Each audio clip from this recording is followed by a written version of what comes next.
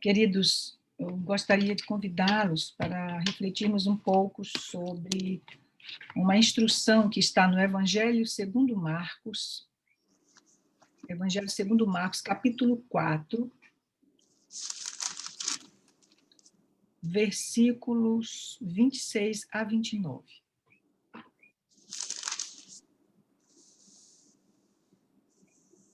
O título desse trecho, desse bloco de instrução, é Parábola da Semente. Como os irmãos sabem, como nós compreendemos, né? Jesus, como a maioria dos mestres, mas ele tinha uma característica muito especial, que era ensinar os seus discípulos, aqueles que estavam ali mais próximos dele, por meio de parábolas. Depois de um determinado tempo, no Evangelho de João, isso é bastante evidente, ele disse que não ensinaria mais os seus discípulos por parábolas, e ele falaria abertamente.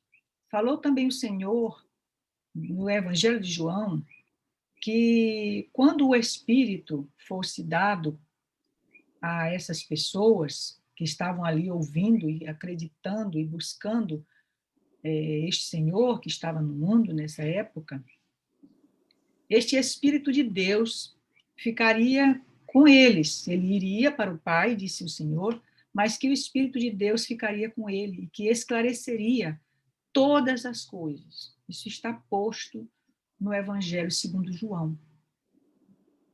Nós vamos aos poucos entendendo esta sequência de acontecimentos no ponto de vista do entendimento, da compreensão que há uma ciência dentro destes escritos, né? Oculta nas letras, e que Jesus e os mestres do passado buscavam, conheciam e estimulavam as pessoas a buscar esse conhecimento. Toda a escritura, todos os escritos, de Gênesis ao Apocalipse, vão nessa direção, de que há realmente um conhecimento que está velado nas letras, que nós precisamos buscar, precisamos pedir a Deus que nos dê, que nos conceda esta sabedoria. A parábola da semente é uma dessas parábolas, que existe um profundo conhecimento oculto, vamos dizer assim, não tão oculto assim, não é? Já que nós compreendemos um pouco, mas que nos dá um entendimento mais profundo acerca do que é esta parábola. E diz o seguinte, e dizia, o reino de Deus é assim como se o homem lançasse semente à terra, e dormisse, e se levantasse de noite ou de dia, e a semente brotasse e crescesse, não sabendo ele como, porque a terra, por si mesma, frutifica. Primeiro a erva, depois a espiga e, por último, o grão cheio na espiga. E quando já o fruto se mostra, mete-se logo a foice, porque é chegada a ceifa. Então, esse ensinamento, irmãos, assim, nós temos entendido, pelas revelações que nós temos recebido já há algum tempo, que existe um reino a ser estabelecido na terra, que Jesus veio anunciar com muita clareza que havia este reino chamado Reino de Deus. E causou muita confusão no meio dos judeus. Eles perguntavam, então, de que reino ele está falando? Como é que eles entrariam nesse reino? Como é que eles viveriam nesse reino? E depois, com o desenvolvimento do pensamento, ficou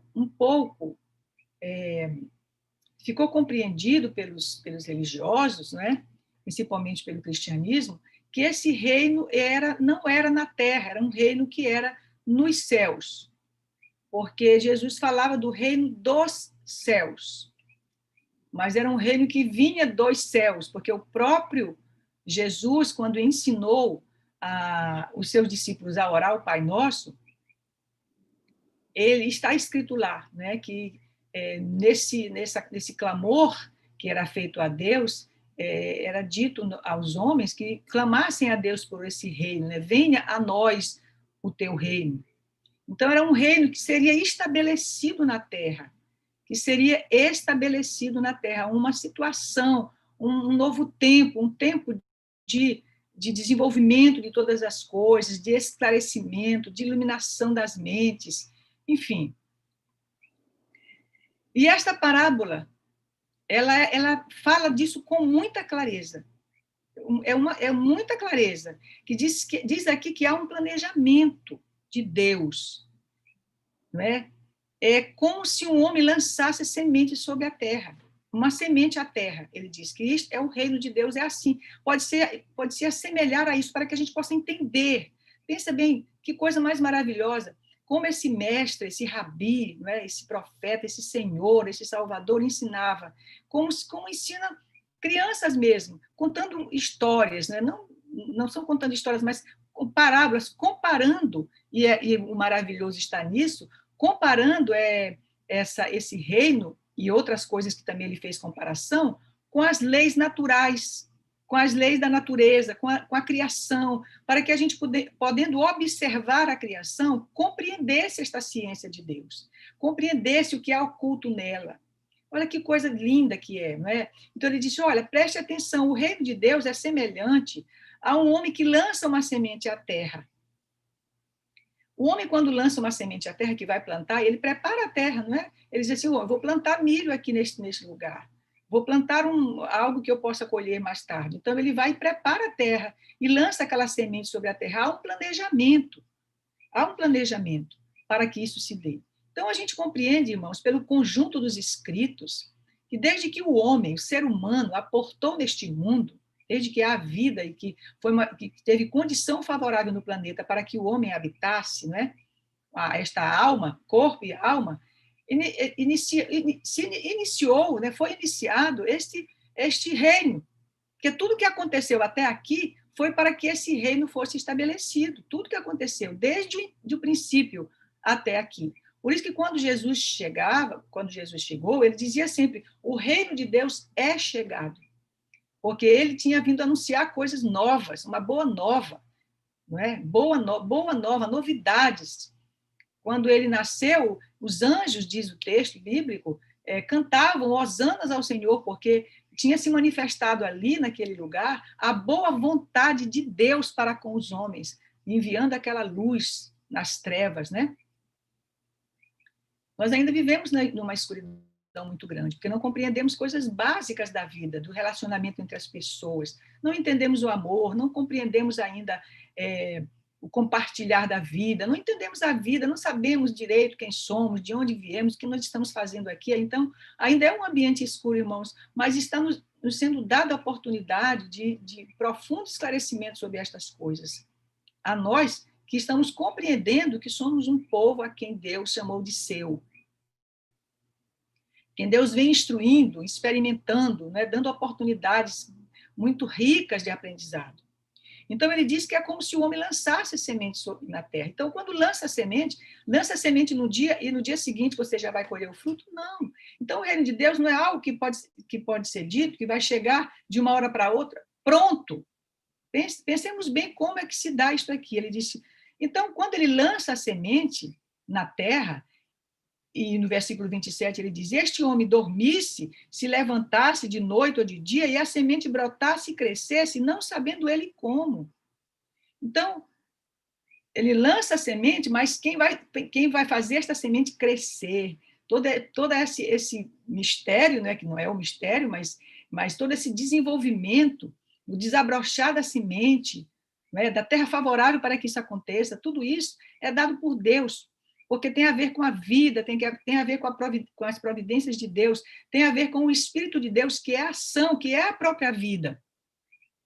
Então, é Deus quem faz, ele diz, ele lança a semente, ele dorme e acorda, e aqui nós poderemos também compreender que esta semente lançada lá atrás, não é? Que é esse propósito de Deus lançado lá atrás, os homens dormem e acordam e se levantam, quer dizer, vivem muitas vidas, vivem muitas experiências, o reino não vai ser construído de uma hora para outra, para que como, conforme a semente, conforme a planta, ele possa ser estabelecido.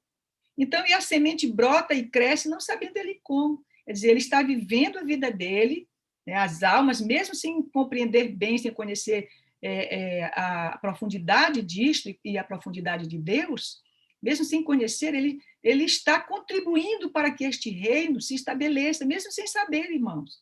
Nós estamos contribuindo. Então, as almas, elas vão avançando e vão crescendo e vão se desenvolvendo, tendo em vista esse propósito, porque o propósito da terra, o propósito desse lugar onde nós habitamos, é que este reino seja estabelecido, que nós vivamos em paz, que nós possamos cumprir com os propósitos de Deus para aquilo que ele nos criou, não é? Que é ter comunhão com ele e viver servindo uns aos outros, porque nós só servimos a Deus quando nós compreendemos o que significa servir uns aos outros. Enquanto nós servimos só a nós mesmos, vivemos só a nossa vida, só preocupados com o nosso bem-estar, nós podemos até dizer para falar para todas as pessoas que nós estamos salvos, que nós temos fé, que Deus nos guia, mas nós não temos ainda comunhão com este Deus, nós não compreendemos ainda a vida, porque nós não viemos para servir, nós não viemos para ser servidos, mas para servir a este Deus. E, por enquanto, nós apenas pedimos coisas para Deus,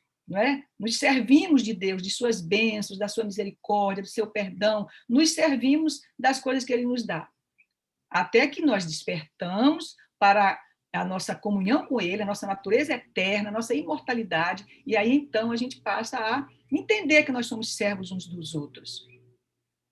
E que nós não podemos ser felizes se o nosso irmão não é feliz. Nós não podemos ser felizes cuidando apenas da nossa salvação. E aí ele continua dizendo, versículo 28, porque a terra por si mesma, ela frutifica. A terra, né, ela tem lá os seus instrumentos,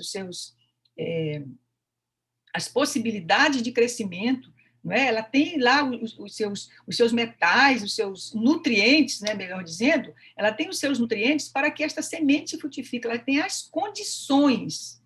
Então, uma terra que não tem condição, a semente não frutifica. Isso é fato, não é mesmo? Mas ele quer dizer aqui, irmãos, que esta terra, que é uma terra boa, ela, por si mesma, ela dá fruto. O homem não precisa ir lá e dar ordem para que a semente frutifique. Ela mesma tem as condições favoráveis para que essa semente frutifique. Mas olha como é. Primeiro a plantinha, depois a espiga, ele está tratando até aqui do milho, né? Primeiro a plantinha, a erva, né? Ela explode a semente, depois a espiga, por último o grão chega na espiga, por último a espiga madura. Quando a espiga está madura, o fruto se mostra, não é? Está maduro. E aí se mostra para quê? Para dizer, olha, está na hora da colheita, está na hora da ceifa. Então, nos parece que o Senhor quer dizer que em um determinado ponto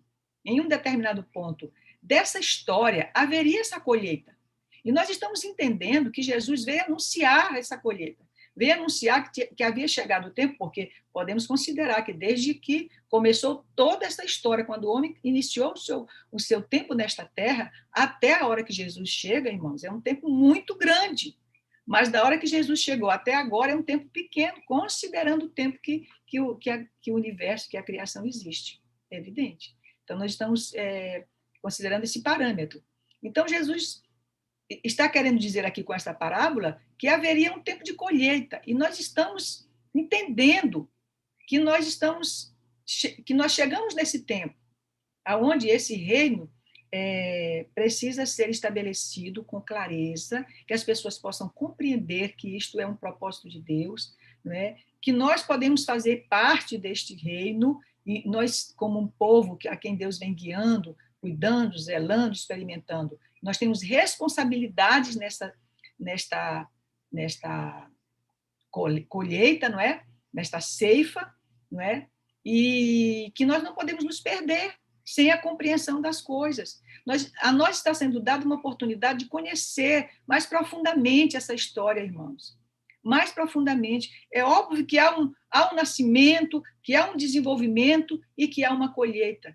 Ora, ele está se referindo a quê? Está se referindo que há uma progressividade em todas as coisas, que há um progresso, que há um caminho a ser percorrido, não é? Tanto pelo universo, né? Quanto do ponto de vista coletivo, quanto pelas almas e quanto pelo reino. E esse caminho percorrido é um caminho onde nós vamos construindo, não é? Um tempo, construindo uma realidade, porque os homens, as almas, elas são os trabalhadores desse reino, os trabalhadores dessa realidade. Então, nós vamos aos poucos entendendo melhor estas coisas, irmãos, e assim, pedindo a Deus que nos revista dessa compreensão, que abra o nosso coração, nosso entendimento, para irmos entendendo um pouquinho mais as coisas, né? Nos dê humildade, que não nos confunda, mas como o próprio Salmos 27, o Salmos 27 de Davi diz, Senhor, não nos deixe confundidos. Ele diz, os que andam contigo não serão confundidos.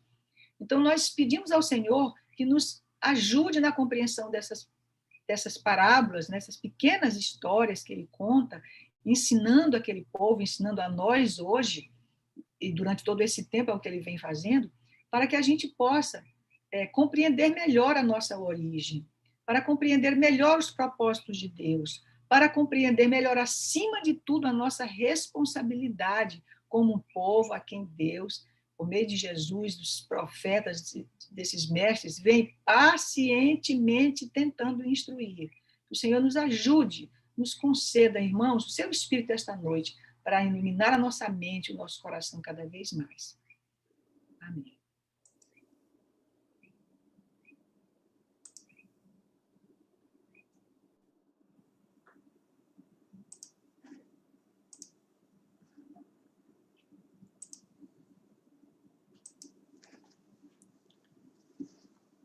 Meus queridos irmãos, estamos alegres, felizes pelo contato que tivemos na abertura com a palavra de Deus, falando da chegada neste mundo, neste planeta especificamente, do reino de Deus.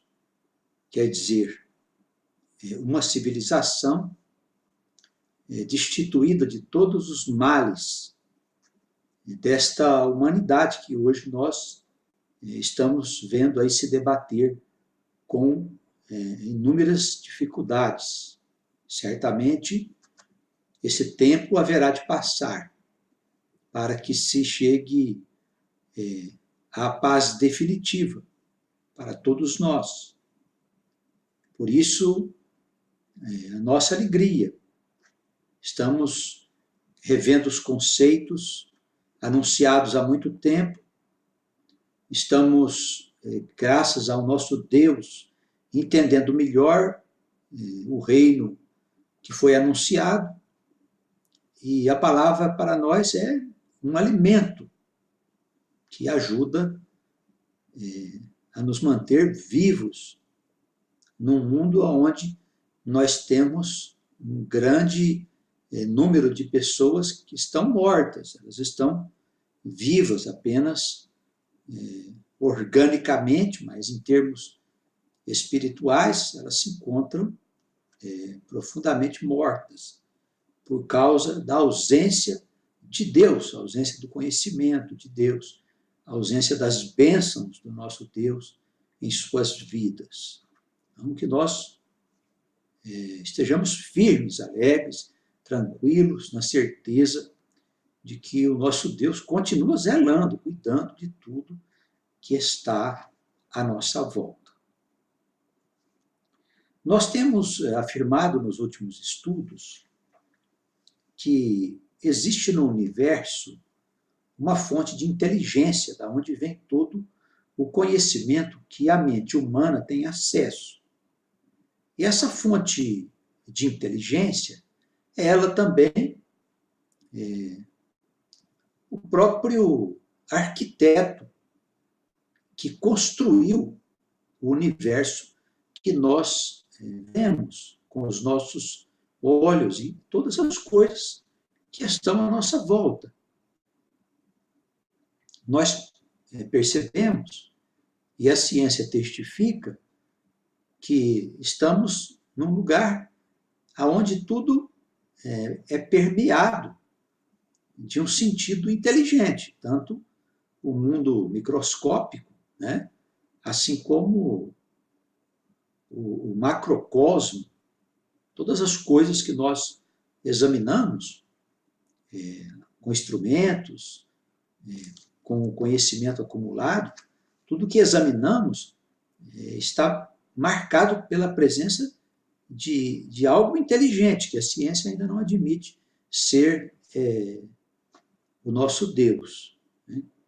Então, essa fonte de inteligência nós chamamos de logos, ou verbo. Nós temos falado muito sobre isso. E resolvemos, assim,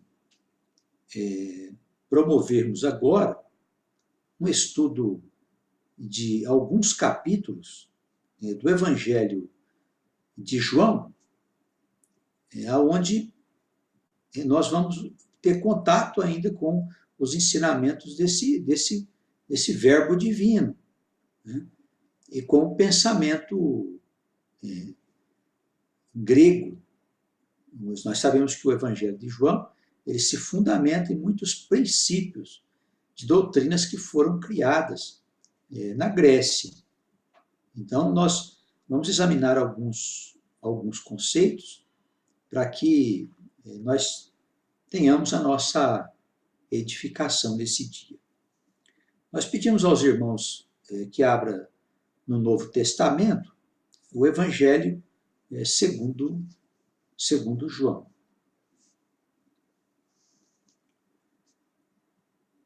Nós vamos no capítulo 1, logo no trato das questões relacionadas com o verbo. Antes de nós iniciarmos, é bom comentar que, na visão da igreja, esse verbo seria o próprio Jesus. Mas nós vemos, ao examinar cuidadosamente os textos, que isso é mais uma questão de interpretação que deram, e deram essa interpretação bem lá atrás, né, lá para o século III, IV, da nossa era, interpretaram e assim ficou ao longo de toda a história, do resto da história até chegar aos nossos dias. Nós, que temos uma formação diferente, fora da igreja, nós fazemos uma abordagem que alguns pensadores já fizeram em outros tempos, aonde nós separamos. Jesus, ele é, na verdade, um homem como nós, e recebeu uma elevada missão de manifestar a vontade desse verbo no mundo. Por isso, por vezes, falava como se fosse o próprio Deus, que deu combustível, né, motivos para que ele fosse tratado como se fosse o próprio, né? Então, dentro do pensamento cristão, de um modo geral, Jesus é tido como a encarnação do próprio Deus. Essa passagem aqui ela é uma das que serviram de base para esses conceitos.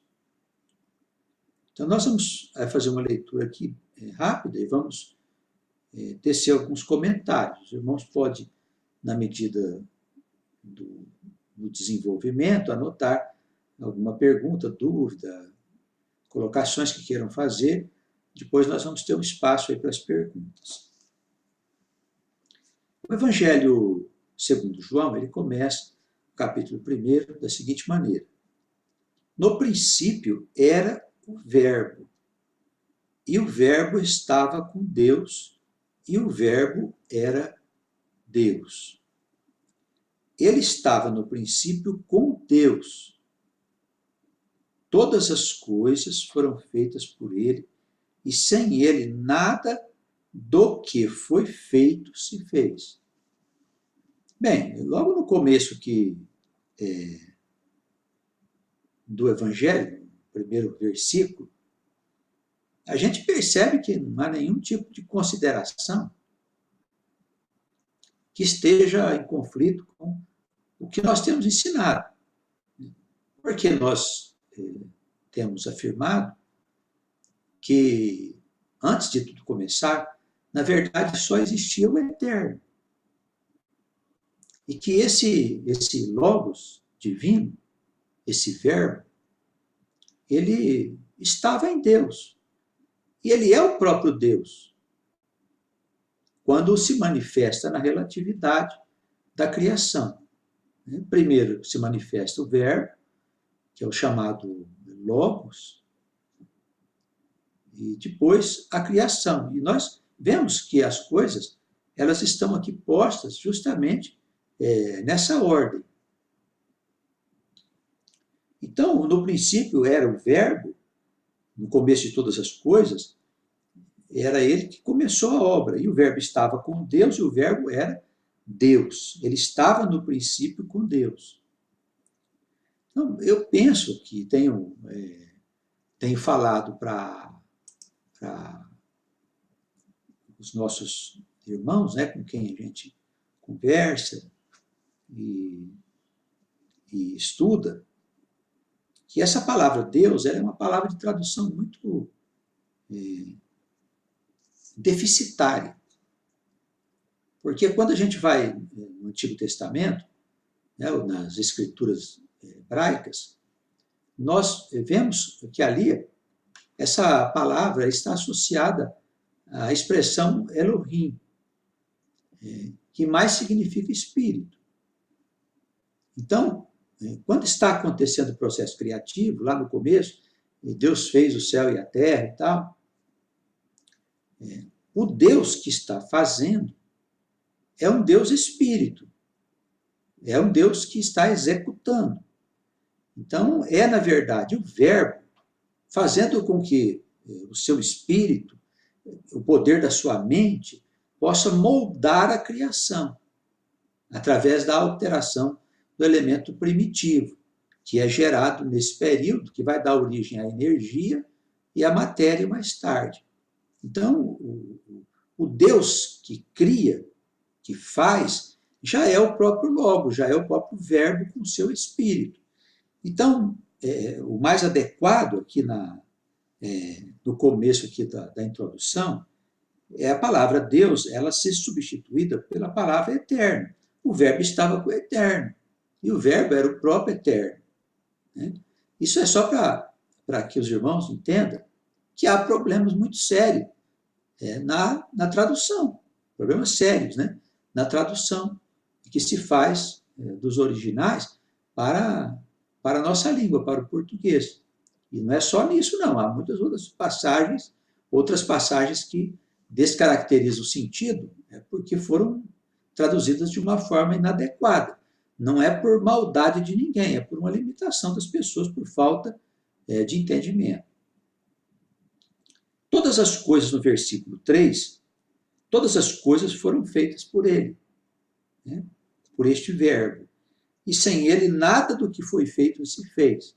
Tudo se faz por esse arquiteto divino, né? Por esse engenheiro especial que trabalha com o poder do próprio Pai, do próprio Ser Eterno. Ele traz a vida, porque a vida pertence a quem? A vida pertence ao Eterno. Nós sabemos que, quando tudo começou, esse Verbo, esse Logos, chamado unigênito, que é o Filho único do Eterno, ele foi contaminado pela morte da saída do seio do próprio Pai. Então, o Pai concede a ele, naquele instante, a sua própria eternidade, a sua própria vida eterna. Então, passa o Verbo e o Logos divino a ter em si mesmo a vida eterna. Por isso que o Cristo veio comunicar a nós a vida eterna, porque ele recebeu do Verbo, que recebeu do Pai. Então, a vida eterna é uma só, mas tem essa hierarquia que a gente precisa entender para saber como funciona o mecanismo do universo. Ninguém se preocupa muito com isso, porque como as pessoas imaginam que elas vivem apenas uma vida, uma existência, depois elas morrem, e morrem mesmo, né? Elas não têm tempo para se instruir e acham que esses assuntos não são importantes. Porém, quando nós consideramos as almas como dotadas de eternidade, que elas começaram a história, quando tudo começou, lá no começo do universo, e elas acompanham a história dos mundos aonde elas habitam, tudo muda de figura. Por quê? Porque nós somos consciências individualizadas, filhos do Deus Altíssimo, deuses, conforme nos chamam as Escrituras, criados para habitar na obra de Deus, que é o universo. Não estou dizendo só o mundo, não. É no universo. Então, para a gente se credenciar, para a gente entender o mecanismo da criação, como tudo funciona, nós temos que partir lá do começo, né, do próprio ser eterno. Depois o aparecimento do Verbo, do Logos, e a seguir a criação. O abismo, e depois a matéria, a energia, a matéria, o tempo, o espaço, e os mundos mais tarde, conforme a própria ciência já descobriu que é. Certo? Então, nós estamos diante do entendimento de uma coisa que muita gente despreza, não se importa. São almas que estão ocupadas com a vida porque elas vão morrer. Nós não vamos morrer. Quem vai morrer é o nosso corpo, né? A gente vai continuar existindo e vamos nascer de novo. E continuamente. Assim é o processo de existência no universo. Muito bem. Quando ele fala aqui no versículo 4, os irmãos acompanham comigo, que a vida estava nele, ele diz que a vida era a luz dos homens. Porque a vida eterna, ela implica no conhecimento da própria eternidade. E essa eternidade, ela significa o quê? A plenitude do próprio Pai, né, com todas as suas prerrogativas. A perfeição, a sabedoria infinita, a bondade, o amor, a misericórdia, todas as virtudes, tudo aquilo que nós pudermos imaginar, e outras coisas que nós nem conhecemos, neste Pai é em plenitude. Quer dizer, é algo que não se tem medida. Então, essa vida que tem nele é existir com conhecimento e com eternidade. E é isso que Cristo veio nos trazer, a nós, a quem ele veio salvar, a quem ele veio buscar. Buscar não para levar para o céu, como pensam alguns, mas para conduzir ao rebanho, porque nós somos o seu povo, nós somos as suas ovelhas. Então, nele estava a vida, verso 4, e a vida era a luz dos homens. Só que acontece que a luz resplandece nas trevas, e as trevas não a compreenderam. Então, o que é trevas? Trevas é a ignorância. Alguém pode dizer que o mundo está na luz? Não dá para entender, né? Não dá para entender que alguém possa admitir que o mundo está iluminado. Não, não está, evidentemente. Só se vê desgraça, injustiça, agressividade de toda ordem, enfim. O mundo está ainda mergulhado na escuridão profunda. Então, a escuridão, ela rejeita a luz, né? A palavra diz que a luz ela é rejeitada porque ela expõe a obra das trevas. Mostra que aquilo que está sendo feito é errado, né? Perante Deus, não é perante religião. Preste atenção. Bem? Então, houve um homem enviado de Deus, cujo nome era João. Este veio para testemunho, para que testificasse da luz, para que todos crescem por ele. Não era ele a luz, olha o que ele está dizendo, mas para que testificasse da luz. Então, quem que não era ele? Não era o enviado. A luz é do Pai. E ela é testificada por ele. Ali estava a luz verdadeira que ilumina a todo homem que vem ao mundo. É importante a gente ver que a leitura cuidadosa, ela ressalta coisas que a gente não percebia, né? A todo homem que vem ao mundo. Aí o homem vem de onde? Ele não nasce da mãe, segundo a teologia tradicional, o homem nasce no ventre da mãe e a alma é criada naquele momento. Então, ele não poderia vir de algum lugar. Então, o homem que vem ao mundo vem porque ele já existia antes de nascer. Isso chama-se pré-existência. A pré-existência da alma é um conceito, um princípio, que foi negado pela igreja ao longo de toda a sua história. A igreja abomina qualquer coisa que fale que a alma pode voltar a nascer de novo.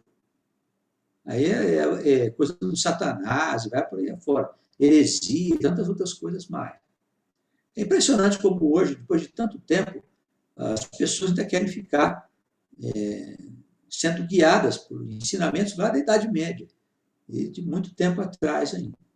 Preferem inventar todo quanto é tipo de história para sustentar os dogmas da igreja, porque na verdade é isso. A igreja evangélica é a igreja católica, a mesma coisa. Não tem diferença nenhuma. Não houve um competente desenvolvimento do pensamento depois que houve essa separação de um certo segmento dos cristãos que criaram a igreja protestante. A igreja protestante é muito parecida, em termos teológicos, com a igreja católica. Não tem muita diferença, em termos teológicos, de interpretação dos ensinamentos das escrituras. Quanto ao aspecto humano, o pastor pode casar e tal, a igreja protestante é mais alegrinha, etc.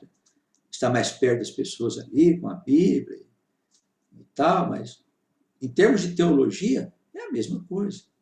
Não há nenhuma diferença. Bem? Estava no mundo e o mundo foi feito por ele, e o mundo não o conheceu. Veio para o que era seu e os seus não receberam. Então ele está falando agora do quem? Do enviado, né, que é o Messias. Quem que eram os seus? Eram os judeus, que não receberam, por quê? Porque Deus não queria que ele fosse recebido. Essa é o grande ensinamento da Escritura, que os cristãos não gostam nem de olhar. Por quê? Porque eles dizem que os judeus negaram o Senhor, mas negaram porque Deus quis que fosse assim, pois está fundamentado na Escritura. Foi Deus que endureceu o coração deles e não deixou eles enxergar que era o Cristo que estava ali. Porque a missão não ia terminar lá no meio dos judeus. Não é? Pensa assim, se Jesus não morre na cruz, como é que nós seríamos salvos? Você aí que está nos assistindo, que é cristão, que é de uma ou de outra igreja, não importa, imagina só, se Cristo não morre na cruz, você não estaria salvo, estaria aí, sabe-se lá, fazendo o quê? Né? Em tempo de tantas loucuras, estaria envolvido nessas loucuras do mundo. Então, graças a Deus, os judeus não aceitaram Cristo, para que ele pudesse chegar até nós, né, irmão? Tem que começar a pensar de uma forma um pouco mais inteligente e deixar os dogmas para lá. Mas todos quantos o receberam, deu-lhes o poder de serem feitos filhos de Deus, aos que creem no seu nome. Então, o que ele quer dizer? Que, na verdade, as portas da casa do Senhor, elas estão abertas a todos os homens, a todas as almas. Por quê? É o desejo do Criador que todos os seus filhos se instruam. Pelo menos isso é uma coisa lógica. Não há razão para a gente achar que não é desse jeito. O Criador ia querer que os seus filhos, os homens, fossem mantidos na ignorância? Não acredito nisso. Penso que ele gostaria que todos os seus filhos fossem iluminados com essa luz divina, com essa vida que veio a nós através do Cristo. Por isso que aqueles que acreditam, que creem que ele é o enviado, eles já saem da situação de domínio da escuridão e passam a andar nos caminhos do Senhor, que são os caminhos da luz. Tá bem? Então foi dado o poder de serem feitos filhos de Deus, por crerem no seu nome, os quais não nasceram do sangue, nem da vontade da carne, nem da vontade do homem, mas de Deus. Então, o processo de renascimento, e agora falando daquele renascimento, aqui Nicodemos foi lá conversar com o Senhor, vocês sabem do novo nascimento, é necessário que a pessoa nasça para a vida eterna, para ela poder participar do reino.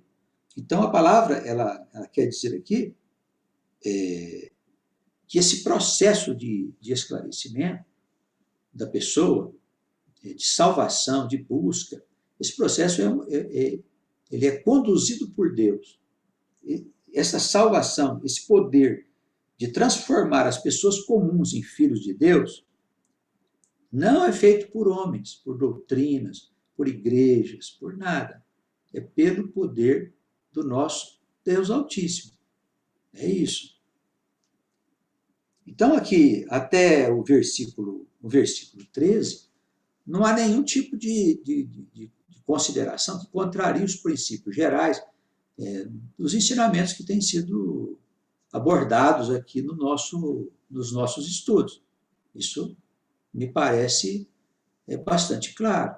Né? E cada irmão que já avançou no entendimento, pela leitura, vê que não há nenhuma contradição. Aqui no versículo 14 é que aparece uma colocação estranha. Estranha. E o verbo se fez carne e habitou entre nós. Quem foi que falou isso? Foi João? Não se sabe, né? E o verbo se fez carne e habitou entre nós e vimos a sua glória.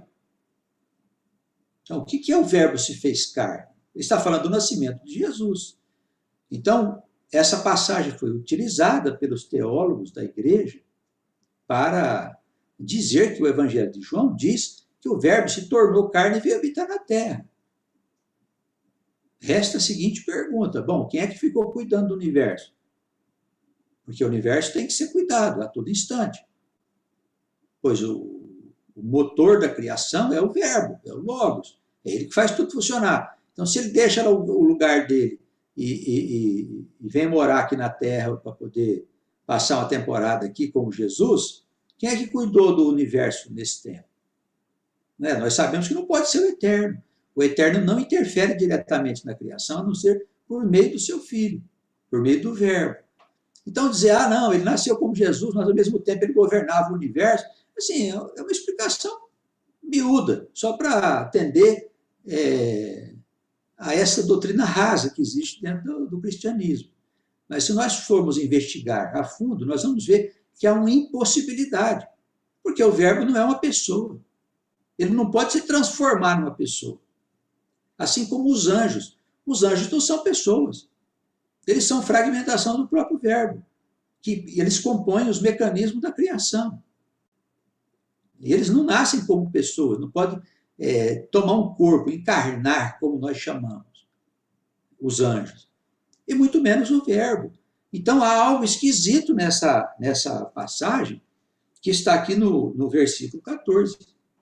O verbo se fez carne e habitou entre nós. Uma referência a Jesus. E vimos a sua glória. Qual é a glória? A glória do verbo, que ele está querendo dizer aqui. Como a glória do unigênito do Pai. Mas quem que é o unigênito do Pai? É o próprio verbo. Então, a gente percebe que o versículo é mal construído, mal traduzido. Né? Teria sido mal entendido? Pode ser. Se a pessoa lá atrás, que foi escrever, não tinha o conhecimento que hoje nos é revelado, e foi revelado não só a nós, mas a outros também, ela pode ter entendido de uma forma equivocada e colocou aqui de acordo com o que ela achava que era possível ser, mas não o que era. Então, deste versículo aqui, a glória do unigênito do Pai, cheio de graça e de verdade. O unigênito é o ser criado em primeiro lugar, que é o verbo, ou logos divino, que não é homem. Certo? A gente fala assim que é um cordeiro, é o cordeiro de Deus, que tira o pecado do mundo. Por quê? Porque é o próprio Deus manifesto. Ele não veio nascer como Jesus. Embora a gente respeite as crenças, né, irmãos? Nós não vamos sair por aí falando contra a crença dos cristãos. Não é isso, não. Mas é necessário que a gente aprenda coisas que vão fundamentar o futuro do nosso entendimento. Porque é o futuro da própria humanidade. Né? Está nascendo uma ciência. Essa ciência, ela não tem medo de questionar as passagens bíblicas que forem necessárias serem questionadas. E há outras passagens que trazem as mesmas dúvidas. E quando a gente fala disso, a gente já foi investigar os estudiosos e tal, as pessoas que fizeram várias considerações a respeito. Existem grandes homens que fizeram considerações a respeito, que ficaram em dúvida também, né, sobre essas passagens. Bom, então vamos concluir aqui rapidinho para a gente passar para os irmãos, para que possam participar, ou enfim. João testificou dele e clamou, dizendo: Este era aquele de quem eu dizia: O que vem após mim é antes de mim, porque foi primeiro do que eu. Então, João não está falando mais do verbo aqui. João já está falando da pessoa do Cristo, que é o Messias, é o enviado. Todos nós recebemos também da sua plenitude graça, por graça, porque a lei foi dada por Moisés. A graça e a verdade vieram por Jesus Cristo. Então, nós estamos aqui agora diante de uma situação em que se fala aqui de dois ministérios, né? O ministério de Moisés e o ministério de Jesus. Então, nós estamos diante do quê? Do cumprimento da profecia que Moisés fez lá atrás, dizendo: olha, o Senhor levantará um profeta como eu, e a ele devereis ouvir. E a alma que não ouvir este profeta será extirpada, será tirada do meio do povo. Então, me parece muito claro aqui que Jesus, Cristo, ou Jesus, o Cristo, é o Messias, o profeta esperado segundo as profecias, a profecia de Moisés e outros profetas que falaram dele. Aqui, logo no 18, entra de novo a história do unigênito. Deus nunca foi visto por alguém. O Filho unigênito que está no seio do Pai, esse o revelou. Que está no seio do Pai, este o revelou. Então, quem é que está no seio do Pai? É o Verbo divino, é o Logos, não é Jesus. Então, esses dois personagens se misturam, né? Nessa narrativa aqui, que no meu entendimento, é uma narrativa que não está muito bem colocada, né? Assim, de uma forma bem clara. As coisas estão montadas de um jeito que suscita dúvidas. Então, isso pode ter levado aqueles que tiveram contato em outros tempos, em tempos bem mais atrasados mesmo, né? De pouco entendimento do que a nossa época, pode ter levado os teólogos a chegar a conclusões incorretas. E essas conclusões elas atravessaram o tempo e vieram parar aqui nos nossos dias. Ainda está aí dentro da igreja, todo mundo fazendo essa confusão de que Jesus, Cristo, é na verdade o Verbo encarnado por causa dessa colocação. Tá bem? Então nós vamos fazer um intervalo rápido e voltamos daqui a pouquinho. Passando a palavra para a nossa irmã. Nós vamos ainda precisar de um tempo para incorporar os conceitos relacionados com o verbo, que no ponto de vista dos escritos que nós temos desenvolvido, é o princípio, né? Ele é o princípio de tudo, como diz até mesmo aqui o texto de João, né? O termo Bereshit, que significa no princípio, esse desenvolvimento está nos textos do livro que em breve nós teremos em nossas mãos, se Deus permitir, explicando esse princípio, essa palavra, né, que no hebraico, no Bereshit, pode ser, ou essa preposição be, pode ser aplicada como pelo, por, e a gente entende que, para fazer sentido, pelo princípio, Deus criou todas as coisas, né? Que é pelo verbo. Então, o sentido do verbo, também em muitos textos porque das Escrituras está como o princípio de tudo, que é o Verbo. E aqui no versículo 14, nosso pastor já fez as colocações devidas, né? Porém, assim, a gente vai aos poucos entendendo melhor, assim, para que a gente possa desconstruir também conceitos que foram colocados já há muito tempo, e nós fazemos parte desse movimento, né, assim, de almas que vem estudando, que vem sendo guiada por Deus dentro da nossa fé. Se nós estamos falando que somos um povo, então é claro que nós advogamos a ideia de que não é a primeira vez que nós estamos em volta desses escritos, né? E quando ele fala aqui no versículo 12, ele diz: a todos quantos o receberam, deu-lhes o poder de serem feitos filhos de Deus, aos que creem no seu nome, os quais não nasceram do sangue, nem da vontade da carne, nem da vontade do homem, mas de Deus. E esse verbo se fez carne e habitou entre nós, e vimos a sua glória, como a glória do unigênito do Pai, cheio de graça e de verdade. Nós entendemos também que esse texto pode se referir, irmãos, ao tempo do reino, porque o trabalho do Jesus, do nosso Senhor, para trazer essas ovelhas que eram seus irmãos para esse entendimento, que estavam perdidas, né? Para esse entendimento, para que pudesse trabalhar nesse reino aonde este verbo faria parte faria parte da vida, né, das almas, porque as almas todas o verbo passa a habitar no coração dessas almas, não é? Então, assim, não é tão estranho a gente ver um texto onde diz que o verbo se fez carne, a não ser a interpretação que se deu. Porque o que significa é que este Jesus, este Senhor, ele era quem portava o verbo, vamos dizer, a luz, né? O entendimento mais profundo de tudo estava com ele. O poder de Deus estava com ele. Foi experimentado naquilo, né? Nessa tarefa, nessa missão. Então, esse verbo, ele aportou no mundo, por meio dele, não que ele encarnasse o verbo, mas ele tinha essa luz, ele tinha essa comunhão, né? E ele, então, comunicou esse verbo para todas as pessoas, ele comunica o verbo, e todas as pessoas passam a ter esse verbo. É como se o verbo viesse habitar no mundo. Então, quando a gente fala se fez carne, como se o verbo fosse encarnado, que foi o que foi interpretado, é que dá essa confusão. Mas quando a gente compreende, quando nós compreendemos que o verbo, ele realmente vai habitar na carne, no mundo, né, por meio das pessoas, pensamento, comunhão com Deus, não fica estranha a interpretação. Então, penso que a gente vai aos poucos entendendo melhor estas coisas, né?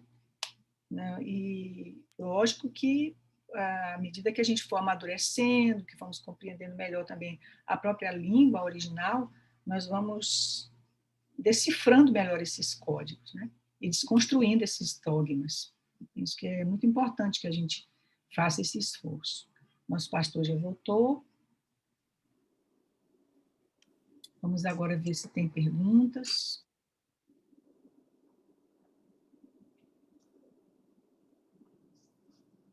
Enquanto nosso pastor José Carlos Paranaíba, na sala, ele pergunta: aprendemos que o verbo é a manifestação relativa do eterno na criação. Também temos a instrução, inclusive no livro Sois Deuses, de que a alma também é a manifestação relativa do eterno na criação. Pergunto: verbo e alma possuem a mesma natureza ou substância? Se é que podemos usar esta expressão. Até usamos essa expressão também. Substância. Sim, pastor, podemos usar essa expressão. O verbo, ele é a fonte de todas as coisas. E eu tenho comentado com os irmãos que nós somos criados à imagem e semelhança desse próprio verbo. Somos pequenos verbos, somos pequenas fontes de inteligência, mas fontes que não vivem de modo independente. O reformador protestante Martim Lutero, ele dizia que nós somos como pedras de carvão numa fogueira. Se o fogo estiver aceso, esses carvões eles também ficam acesos, né, e vermelhos, e lançam luzes a ponto da luz desses carvões, dessas brasas, se confundirem com fogo, como sendo uma só coisa. Mas se o fogo se ausentar, essas pedras esfriam. Então, nós, embora tenhamos em nós a mesma inteligência do verbo, como se fôssemos pequenos verbos, nós não vivemos sem ele, porque ele está em nós e nós nele. Somos uma unidade. E também, no Evangelho, nesse mesmo Evangelho, um pouco mais adiante, nós vamos encontrar o princípio da videira, né? A videira verdadeira, onde nós entendemos que a criação ela é um conjunto de inteligências, que esse verbo é, na verdade, o todo, e nós somos as células dessa videira, né? Vamos dizer, os ramos, os galhos, os frutos e tudo aquilo que existe na videira. Então, somos feitos à imagem e semelhança do Verbo, que é a imagem e semelhança do eterno, do nosso eterno Deus. Tá bem? É isso. Agora, só uma observação. Se nós entendemos que as almas, elas, um dia, não é? Na verdade, elas são uma miniatura do verbo, e esse verbo habitará no coração de cada um, por causa da comunhão com Deus e tudo mais. Então, não nos parece estranho que Jesus, que eles tenham escrito dessa forma, né? Na verdade, ele não quis dizer que Jesus tinha encarnado o verbo, né? Talvez a interpretação que tenha sido dada de encarnação do verbo é que foi difícil, não é? Se as almas são pequenos verbos, vamos dizer assim, por falta de coisa, ou fragmentação do verbo, fulgurações do verbo, então é natural que venha para a carne, né? Que as almas não vivem sem o seu corpo. Há que considerar a missão que ele teve de trazer a ressurreição para a própria humanidade. E isso só se faz com a presença do próprio Deus na vida dessa humanidade. Eu penso que a missão do próprio Cristo, além de salvar o seu povo, as suas ovelhas, ele veio trazer essa salvação para o mundo. Ele mesmo diz aí em alguns nos capítulos vindouros, né, ele diz aí um pouquinho adiante, que ele veio não condenar o mundo, mas salvar o mundo. Isso é de fundamental importância. Bem? Pergunta: o verbo seria uma interface do próprio Deus para se manifestar no plano relativo? Sim, o verbo é um intermediário entre a eternidade e a criação. O ser eterno é absoluto, então ele não pode perder o seu status de absoluto ser, se transformando no relativo e deixando de ser o Deus absoluto. Por isso que surge esse intermediário, essa interface que nós chamamos de verbo logos. É por meio dele que o plano do eterno se executa e se cumpre. Mas o próprio verbo ele não faz nada que não seja a vontade de Deus, aliás, do Criador, né? Do nosso Pai eterno. Essa é uma expressão mais adequada. Tá bom? Ou Pai ou o eterno, é a expressão mais correta para se referir ao ser absoluto que sempre existiu.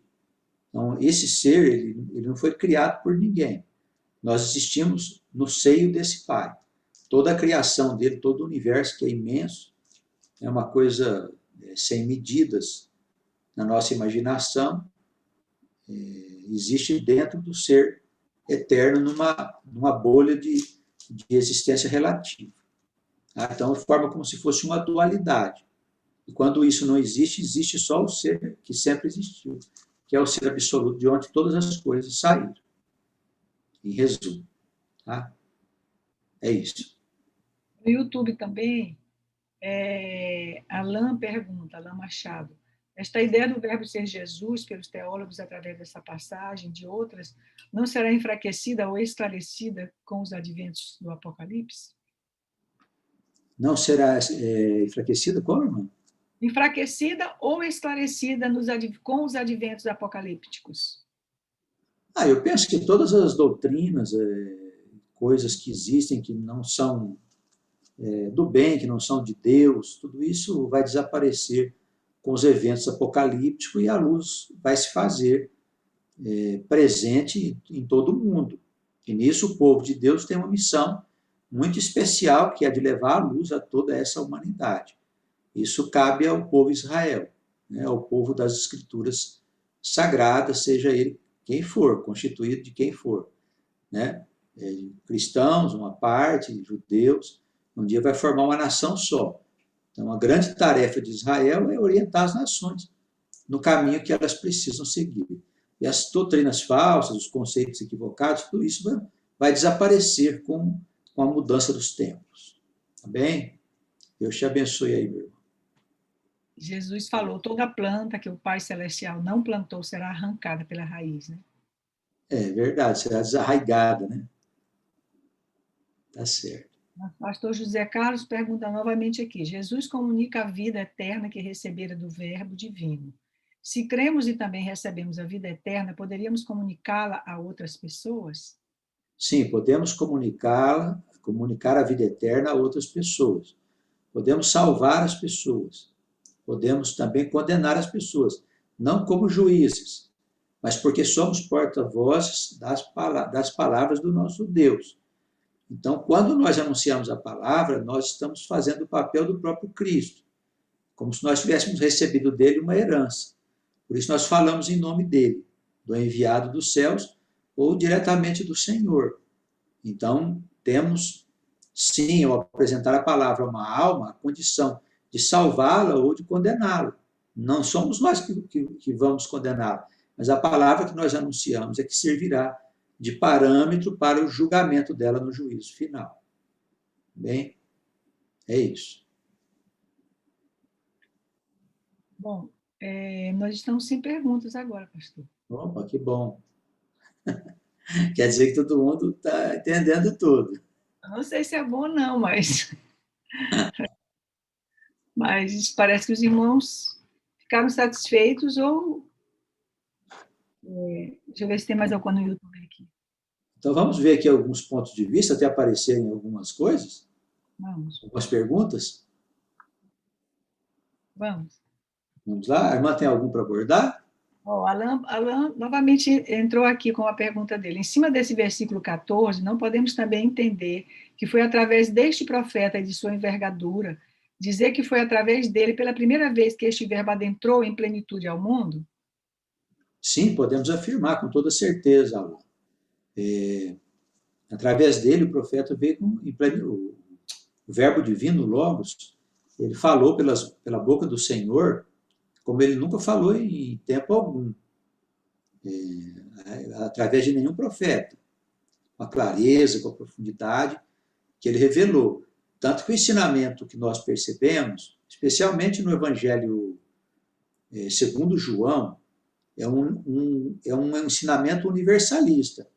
Ele alcança toda a criação, para todos os homens desse mundo e para toda a criação. O verbo, ele é a inteligência do universo, não é ligado só à Terra.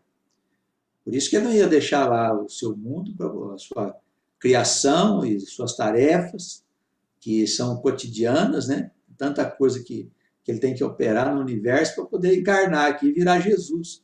E para isso, veja só, para manterem essa ideia de que ele é o verbo encarnado, que encarnou aqui no mundo, eles tiveram que criar a história da Maria Virgem, porque senão ele não poderia ter nascido como um homem comum. Então, o nascimento de Jesus é cercado de toda uma coisa sobrenatural e fantasiosa, lendária, cercada disso. Isso acabou vindo parar em alguns evangelhos, para poder justificar que ele não era humano, que ele não era uma pessoa como nós.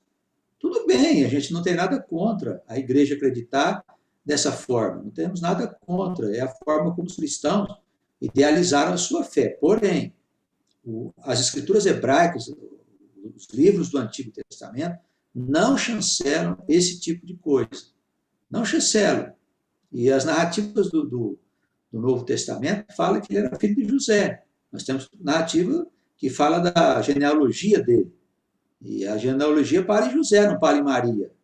Então, como é que ele pode ser filho do Espírito Santo, segundo dizem as histórias contadas aí por alguns comentaristas do Novo Testamento, né? Os que escreveram o Novo Testamento, nós sabemos que não foram escritos por profetas. Na verdade, foram escritos por pessoas, esses livros foram escritos por pessoas que nem conviveram com Jesus, algumas delas. Então, ali tem histórias e coisas que não são fundamentadas no Antigo Testamento, nas profecias que tratam do Messias. Então, há um problema aí muito complicado, né?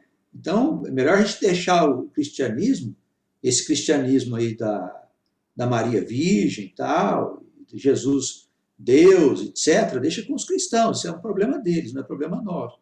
Mas nós podemos e devemos abordar a vida do Cristo, a doutrina que saiu da sua boca, que é o que interessa para nós, não o que disseram que aconteceu com ele, mas o que ele falou. Isso é importante para nós. Esse é verdadeiro, segundo eu entendo, o verdadeiro testamento não se constitui daquilo que se comentou a respeito de Jesus. Esses comentários estão nesses livros chamados Evangelhos. Mas o que saía da boca de Jesus, isso é que interessa para nós. Porque é o verbo falando com o mundo. Esse ensinamento é um ensinamento profundo. Então, nós precisamos ter um pouco de cuidado para não jogar anátemas sobre ninguém, nem dar a entender que nós não respeitamos a fé das pessoas. Respeitamos, mas é necessário abordar Cristo sob um outro ponto de vista. Eu penso que nós temos liberdade para fazê-lo. Sabemos que tem pessoas que não gostam, que torcem o nariz para nós e tal, mas, enfim, problema deles. Nós precisamos fazer nosso papel, nosso trabalho. Eu acho que perante a democracia, as conquistas políticas e tal que o homem conseguiu, me parece que há liberdade de crença. Então, nós podemos, sim, fazer uma interpretação diferente daquilo que atualmente é feito a respeito de Jesus, o nosso Senhor, né? Tanto os judeus não entendem muito bem ele, nem os cristãos. Então, nós queremos oferecer uma nova via para quem deseja conhecer a coisa sob um ponto de vista um pouco mais inteligente, um pouco mais racional. É isso.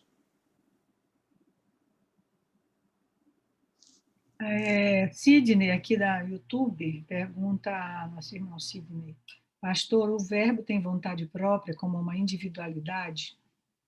E tem o que próprio? O verbo tem vontade própria como uma individualidade? A vontade do verbo é fazer a vontade do eterno. Então, é claro que ele tem existência individualizada, mas ele faz a vontade do eterno, mas ele tem uma percepção da sua própria existência. Assim como nós também temos a percepção da nossa existência individualizada, assim é com o verbo. Só que ele não faz o que ele quer, ele faz a vontade do Pai. E seria inteligente da nossa parte, que somos pequenos verbos, fazer a vontade do nosso Pai. Aí daria tudo certo. Os problemas existem porque nós não fazemos a vontade do nosso Pai. Amém. No YouTube, Luiz Carlos pergunta: pastor, na língua original o texto fala do verbo? O Velho Testamento, esse conceito de verbo, ele não aparece assim de uma forma muito clara nas escrituras antigas. Esse conceito apareceu aqui na frente no Novo Testamento, porque nós sabemos que ele é um princípio que foi bem trabalhado na Grécia e por alguns pensadores aí da época do Senhor, da época de Jesus. O Evangelho de João, ele se mostra diferente de todos os evangelhos. Os outros três evangelhos são parecidos, chamados sinóticos, porque são semelhantes. Mas o Evangelho segundo João, ele é diferente, porque ele apresenta um ponto de vista bem relacionado ao pensamento grego. Vimos nos nossos estudos de Provérbios que do capítulo 1 ao capítulo 10 fala-se muito sobre a fonte da inteligência universal, esse arquiteto que tudo teria criado, né? Lá é usado o termo sabedoria, mas sabedoria, inteligência, conhecimento, tudo é mais ou menos uma palavra que significa a mesma coisa. É a fonte da inteligência universal. Isso está no Antigo Testamento. Aí a questão dos termos tem que ver direitinho. Os termos que são usados lá em Provérbios, não existe pelo menos que eu saiba, não existe uma cópia em hebraico do Novo Testamento, né? Pelo menos eu não sei, parece que existe em aramaico, ou grego. Acho que a última cópia que tem é grego, se não me engano, mas não tenho conhecimento a ponto de afirmar isso com certeza para você. O termo que está nos originais é o verbo mesmo, é verbo, logos. E tanto é que foi muito, assim, foi muito discutida essa questão do logos e do verbo por causa da influência, né, do pensamento grego nesse Evangelho de João, tanto que foi considerado um pouco de lado, assim, no começo da construção da teologia, do pensamento da igreja e tudo mais, por causa da influência do pensamento grego, mas o termo é verbo mesmo, logos, né? Verbo ou logos. Parece que isso foi lá a obra do Atanásio, que chamava o sujeito? Do Jesus deu, sim. Atanásio foi o pessoal, ele mais quem que tinha um outro amigo dele, que era da igreja, quem era? Alexandre, não sei como chamava o sujeito? Mas é que eu não sei de que o pastor está se referindo. Mas Não, parece que na época que eles formularam essa doutrina do verbo ser o Cristo, eles foram procurar no pensamento de Filo de Alexandria, se não me engano. Não, o Filho de Alexandria, eles dizem que houve uma influência desse pensador, né, na hora da formatação desse pensamento do Logos. Mas quem fez, lá na frente, século III, mais ou menos, foi que foi discutido essa questão do Jesus Deus como Jesus sendo o verbo, né? Por meio principalmente por meio desse estudioso chamado Atanásio também. Foi quando estava formando a doutrina da igreja, né, na época. E atravessou um tempão danado até chegar aqui nos nossos dias, né? Sim. Eu queria fazer uma leitura aqui de uma pergunta que já está antiga aqui, fiquei lendo do YouTube, mas Delmo, aqui de São Paulo, ele pergunta como devemos entender o Espírito Santo nestas novas revelações. Bom, Delmo, essa coisa da a gente dividir, na verdade, a ação de Deus em várias sessões, né? É uma coisa também um pouco ligada ao cristianismo. O que nós temos que entender é que, na verdade, o que se chama espírito é o movimento da mente divina, atuando na criação. É a presença do próprio Deus, e aí eu falo do próprio espírito, em todo lugar, porque nós nos movemos, existimos e vivemos dentro da mente divina. Não há um lugar onde não esteja presente o espírito está em todo lugar, mas o espírito não é mais do que a ação da mente divina, da mente do verbo, né, que é o Deus manifesto na criação. Então, isso não é dividido. Agora, eu não entendo muito bem essa questão do Espírito Santo, né? Eu acho que o correto seria dizer mais Espírito, né? Que é o Espírito de Deus, e usar no sentido que se quiser usar. Por exemplo, pode ser o Espírito do homem, é uma coisa, pode ser o Espírito de Deus, que é a mesma coisa.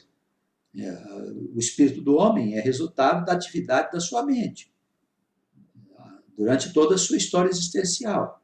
E o espírito de Deus é resultado do quê? Da atividade da mente divina, executando a realização da sua obra, semelhante ao que acontece conosco. Por isso que nós separamos, mudamos o conceito de espírito, no entendimento de que a pessoa tinha um espírito, não alma. A pessoa tem uma alma. O espírito é resultado da atividade dessa alma.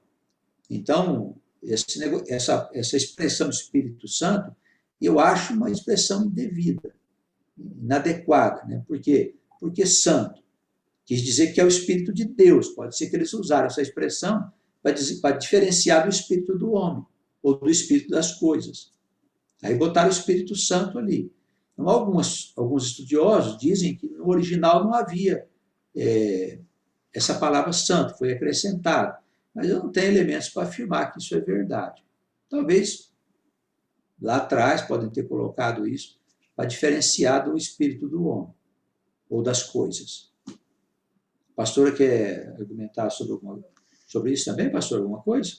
Eu acho que nós vamos aos poucos entendendo, assim, porque, na verdade, quando divide, faz Pai, Filho e Espírito Santo, que é essa trindade, né, que foi bastante, até hoje é combatida pelos judeus, é como se dividisse Deus em três individualidades ou em três princípios, enfim.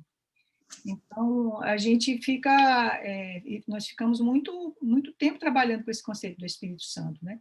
Então, hoje eu acho que nós podemos ir aos poucos e compreendendo o eterno, né? Como esse ser, essa luz inacessível, como diz o apóstolo Paulo, que ninguém nunca viu, como diz o próprio texto de João aqui. E aí a gente vai entendendo que o Espírito, também nos textos do hebraico, a gente vai compreendendo que é o sopro, é a vida, é o movimento de Deus, a ação de Deus no mundo. Então, nós nos textos, nós já abolimos um pouco essa expressão Espírito Santo e nós falamos Espírito de Deus. Até no livro Apocalipse, o texto do próprio Apocalipse não trata do Espírito Santo, ele trata do Espírito. Então, nós estamos trabalhando o tempo todo já com esse pensamento, né? Então a gente crê que o Espírito Santo foi uma entidade, assim, né, trabalhada desde daquele tempo e que ficou dessa maneira. Então, quando, por exemplo, se manifesta o Espírito, se manifesta lá no Atos dos Apóstolos, e que, pelo línguas de fogo e tudo mais, que é a manifestação de Deus que se fez ali, foi tido como Espírito Santo, como se fosse uma coisa que um indivíduo, né, uma individualidade. Isso é trabalhado até hoje nas igrejas dessa maneira. Então, a gente decidiu trabalhar o texto Espírito de Deus, que é a ação. Então, quando a gente faz se referir ao Espírito de Deus, a gente fala Espírito de Deus. Até existe um texto onde essas coisas são esclarecidas no livro Apocalipse, para que a gente possa, assim, unificar os termos, né? Dar um entendimento do que a gente está trabalhando como Senhor, como Espírito, como Eterno, como Deus, como Verbo, para poder ficar mais claro o texto na leitura. Isso. É importante também a gente conversar sobre esse tema, porque ainda entre nós existem algumas pessoas que acham que o Espírito Santo é uma individualidade. Então, nós não devemos conversar com o Espírito Santo nem pedir coisas para ele, não tem necessidade disso. Embora esse seja um hábito comum no meio dos cristãos. Né? Não tem necessidade, você fala direto com o Senhor. Pode ser o Senhor Jesus, pode ser o Senhor Deus. Tanto faz, é tudo uma coisa só. Né? No sentido, não é Jesus que faz as coisas, quem faz é o Pai. Né? É tudo a mesma coisa, na verdade, o Espírito, o Verbo, Logos, é tudo eterno, não é? Quer dizer, a diferença é só no sentido da manifestação dele na parte visível, em nossas vidas. Então, tudo é o eterno, não tem divisão, né?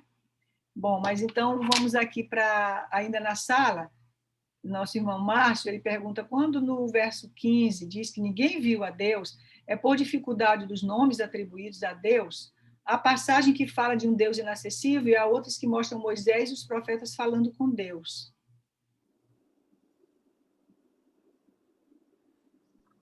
Eu acho que o ensinamento aqui ele está abordando algo mais profundo do que havia na teologia dos antigos, né?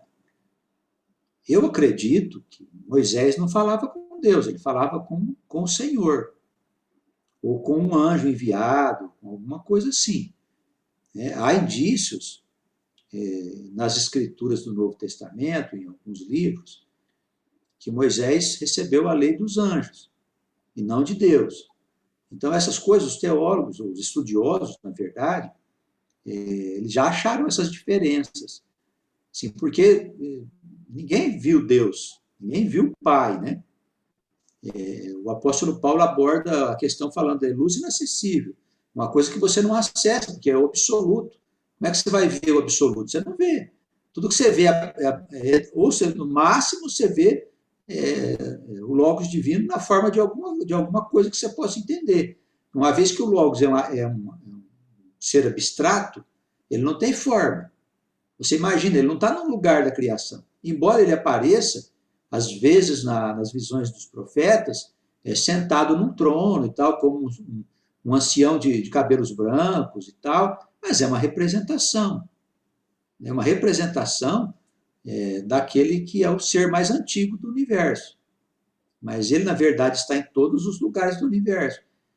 E ele é a fronteira entre a criação e o ser eterno, em qualquer lugar da criação. Imagina que a criação é uma bolha. O espaço universal é uma bolha. Ali dentro ficam as galáxias, os mundos, em movimento de aperfeiçoamento, para chegar no ponto da perfeição que Deus deseja. Então, em vários lugares dessa bolha, em todos os lugares, você tem um limite, que é o limite entre a criação e o ser eterno, porque uma vez que a criação existe dentro dele, tem que haver essa interface que não permite o contato do absoluto com a criação. Por isso o verbo está em todos os lugares da criação, em todos os limites dela, e ela é a mente divina que cuida de todos os processos materiais, energia, tempo, espaço, cumprimento das coisas. É algo que a gente não é capaz de imaginar. É longe da nossa imaginação. Então ninguém viu nem o Logos ninguém viu. Mas ele pode aparecer, às vezes, como aconteceu aqui adiante para o Batista, numa forma de uma pomba. Mas é tudo um simbolismo. Não tem nada assim, não é que o Espírito Santo é uma pomba. Não é nada disso. É só um simbolismo, que está presente o Espírito de Deus. O próprio Deus está ali, né, naquela figura criada. A gente tem que ter umas figuras para poder a nossa mente perceber.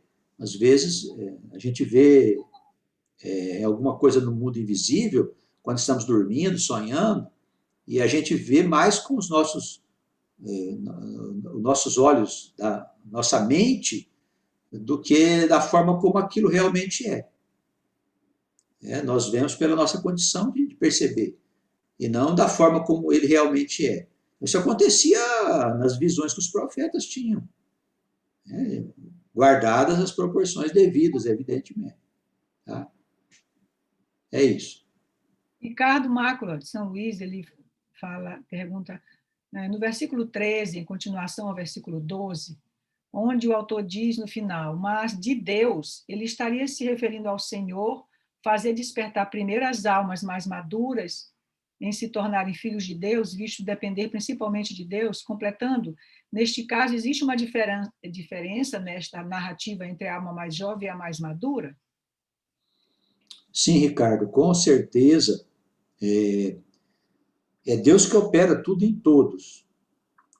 Eu não acredito que a nossa salvação, o nosso despertar, depende de um esforço nosso. Eu não acredito nisso.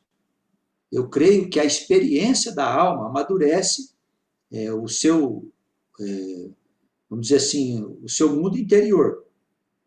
E vai criando as condições favoráveis para que, no momento adequado, Deus possa despertá-la, possa salvá-la. Então, quem opera esse amadurecimento, as experiências que a alma precisa passar para atingir aquele grau de desenvolvimento e poder acordar, é o próprio Deus. Então, nós dependemos de Deus, inclusive, para poder atingir esse estado. Por isso, não há uma receita de salvação. Olha, a gente fala das linhas gerais que orientam a conduta, para a gente não ser escravo da escuridão. Mas a salvação, o processo de salvação, depende de Deus. Vem de Deus, não é obra do homem. O homem não pode salvar-se. Ele não tem como salvar-se, nem que ele queira, nem que ele vire o sujeito mais perfeito do mundo, fazendo a vontade de Deus. A salvação não depende dele, depende do Pai. Porque é o Pai que conhece esse homem por dentro. Lutero, reformador protestante, ele dizia assim, as virtudes podem ser simuladas. Então eu posso me fazer uma pessoa de bem, posso comprar comida para dar para os pobres, posso fazer uma série de obras que dá a entender aos homens que eu sou uma pessoa que vou entrar no céu. Mas só Deus sabe se eu vou entrar ou não. Só Deus sabe o que está dentro de mim. Às vezes nem eu sei o que está dentro de mim. Não tenho consciência de como eu sou por dentro. Porque eu só lembro de algumas coisas dessa vida e olha lá, e tem muitas coisas que eu fiz que eu nem lembro mais. Então Deus sabe de tudo. Ele tem condições de nos salvar, de nos perdoar, de nos conduzir. É Deus que faz todas as coisas em nós. Então não há livre-arbítrio. Lutero dizia isso, eu concordo com ele. Ninguém tem liberdade, que liberdade? Você pensa que tem liberdade, mas não tem.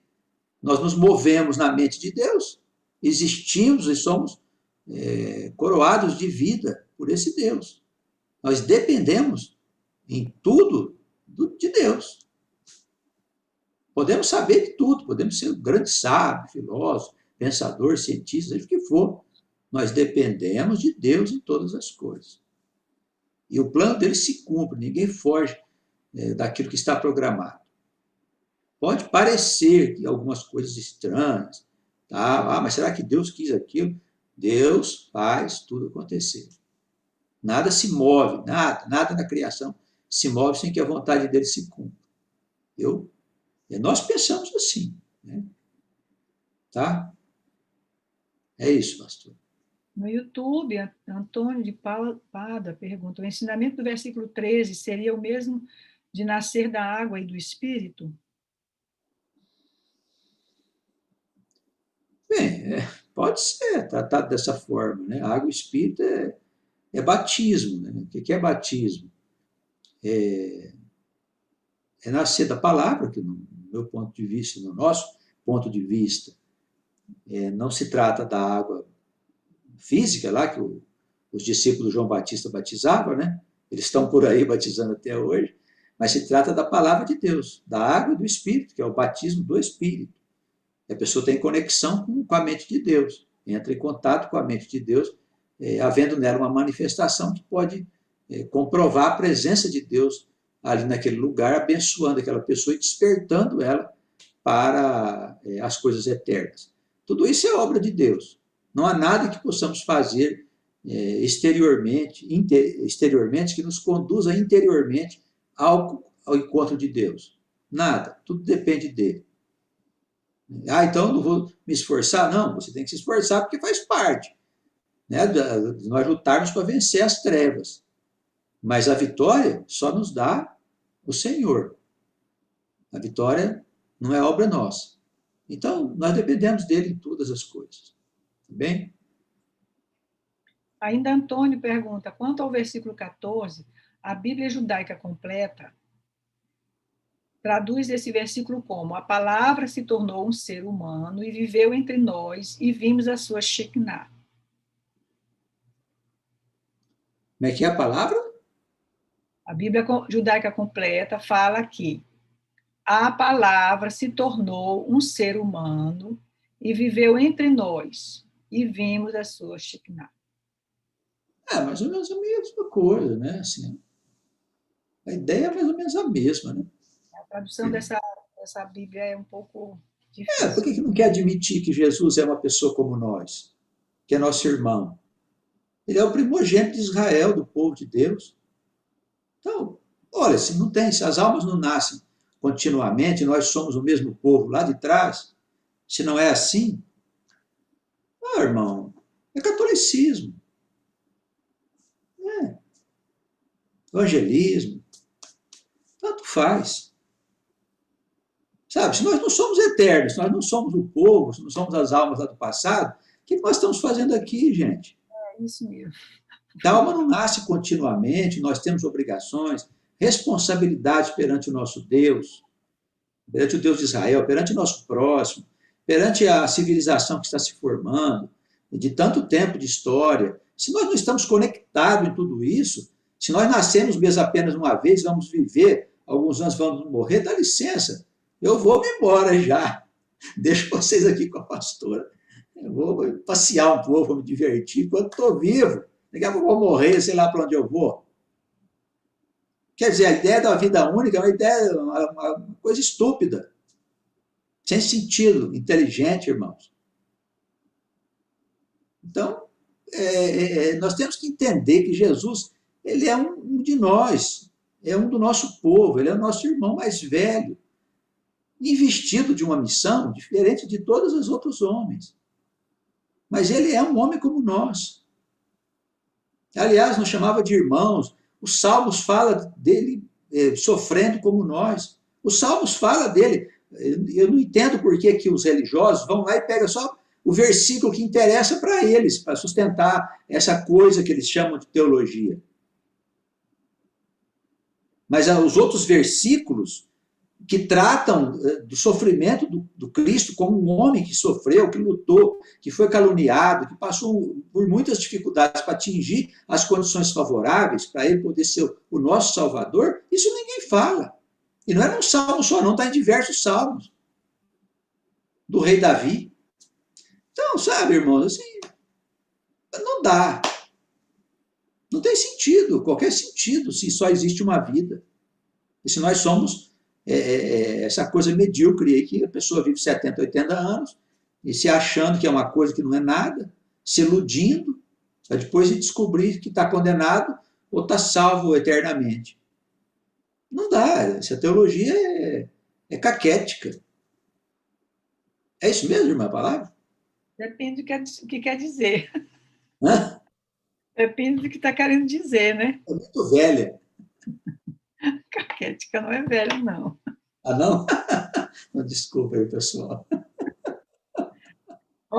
Outra pergunta aqui do Alex, ele diz, a história do Jardim do Éden mostra o homem comendo o fruto do conhecimento do bem e do mal. Podemos tirar daí que a alma no seio de Deus, embora fosse pura e tivesse todos os predicados de Deus, ela tinha que descer para comer do fruto da vida, para tomar posse de sua eternidade, como se fosse uma semente de Deus a ser desenvolvida para o cumprimento de Deus no universo? Sim, essa aí é a ordem da criação. Se o homem não come do fruto do conhecimento, lá, do pecado, ele ficaria para sempre na eternidade, não haveria humanidade, nem eu, nem você. Só o Adão e a Eva lá comendo frutinha. Então, ainda bem que a Eva entrou no circuito e depois o Adão para pecar e vai embora. Aí deu tudo certo. É a vontade de Deus, é claro. Vou fazer só um comentário aqui da Rosana, que ela disse, pastor, nós vamos falar sobre o nosso livro Vós Sois Deuses, nós vamos estudá-lo na igreja, né, na comunidade, se Deus permitir, né, pastor? Ela está Nós querendo... queremos estudar ainda na comunidade, né? O Sois Deus é um livro que dá para estudar bem. Né? Tem muita coisa nova ali, coisas bem estruturadas, né?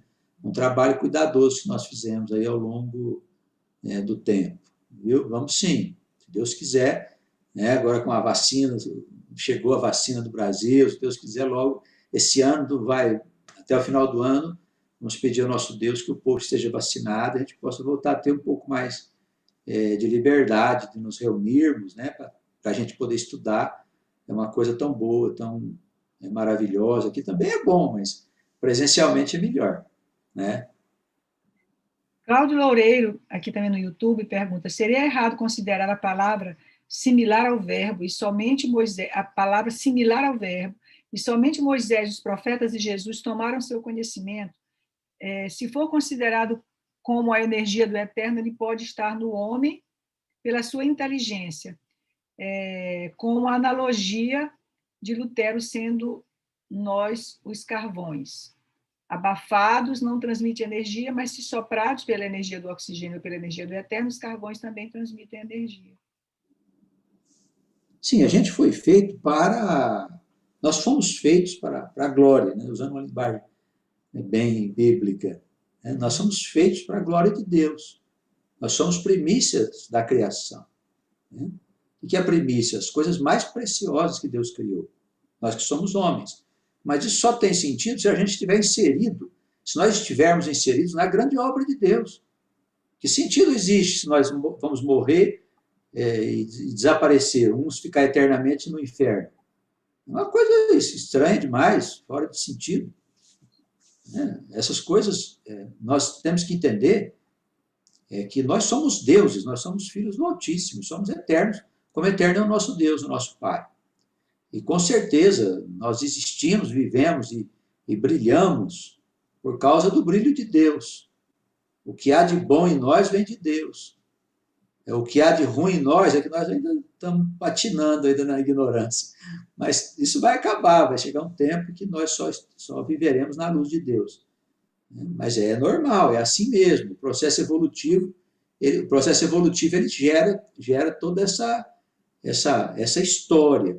Desde quando nasceu o primeiro ser vivo aqui na Terra, a primeira célula que apareceu na Terra viva, e foi se desenvolvendo com o correr do tempo, transformando-se em outros seres, né?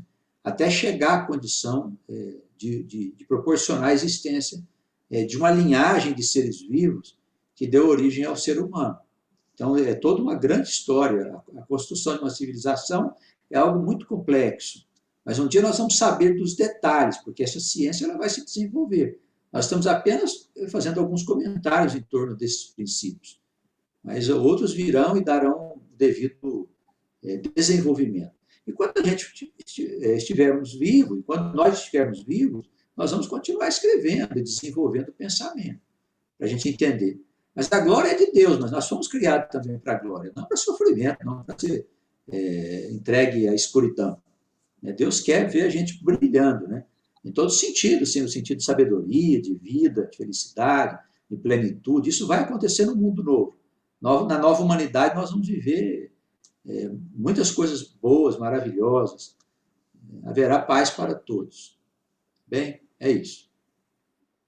Nós estamos encerrando o nosso bloco de perguntas. Gostaria de lembrar os irmãos, assim, o pastor falou isso agora, nos lembrou isso, né? Nós estamos como se estivéssemos, gosto sempre de fazer essa analogia, estivermos começando um caminho, né? Estamos assim vislumbrando coisas novas e a gente ainda sabe pouca coisa, mas as coisas novas que nós estamos vislumbrando são tão maravilhosas, as portas se abrem do entendimento de uma forma tão clara, e que nós temos que agradecer a Deus e pedir a Ele que nos dê cada vez mais compreensão e entendimento, mas partamos sempre desse princípio, nós somos aprendizes, nós estamos aprendendo, nós estamos desejando muito que Deus nos instrua, quem nos instrui é o Espírito de Deus, estamos começando o entendimento de uma ciência profunda que existe dentro dessa palavra, e que muitos homens, muitos sábios, compreenderam, desenvolveram, mas não houve aceitação em muitas circunstâncias, principalmente no seio religioso, né?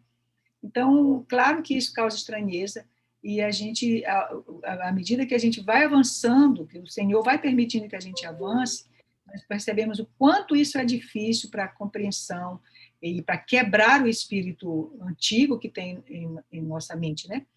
E aí, então, a gente tem que ter paciência, perceber, pedir a Deus, orar, né? Para que esses estudos permaneçam, para que o Senhor continue nos guiando, continue guiando o nosso pastor, e nós vamos, então, esperando que Deus, por piedade, possa nos instruir sempre, tá bom?